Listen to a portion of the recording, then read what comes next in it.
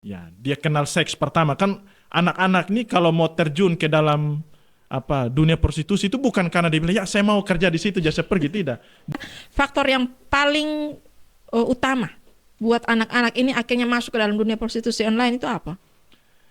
Yang pasti dia harus dimulai dari dalam rumah ya. Saya belum punya data pasti yang berdasarkan kajian akademis atau apa faktor gitu. Tapi kalau kita lihat dari informasi yang kita dapat, kita bercerita dengan anak-anak yang kita temui di Di lapangan lapangan. waktu kita turun monitoring seperti itu. Kita tanya itu ya variasi mereka punya jawaban. Rata-rata ya karena faktor ekonomi, orang tua Mm-mm. tidak mampu, orang tua juga sibuk ke sana, kita juga harus bagaimana bisa penuhi kami pun kebutuhan.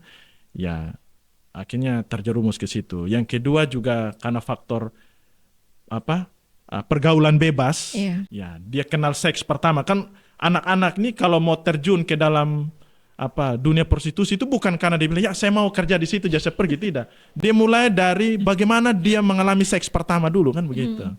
Dia kenal dengan laki-laki, laki-laki kasih perhatian apa segala macam, suka sama suka, terus Bawah.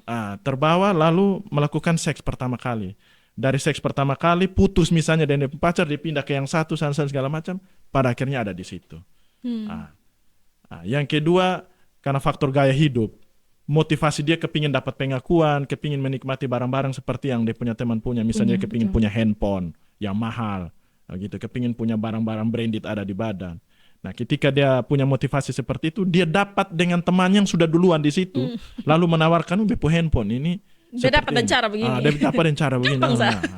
Akhirnya dia termotivasi juga. Nah, anak-anak ini rata-rata pemahaman mereka pikirnya seks bebas seperti itu tuh hal yang biasa karena teman-temannya juga buat begitu. Iya. Nah, Itu yang bahaya. seperti yang betul. kita dapati di lapangan tuh, ini bah omong porno begini, kirim film, bosong sonde rasa bersalah atau takut apa?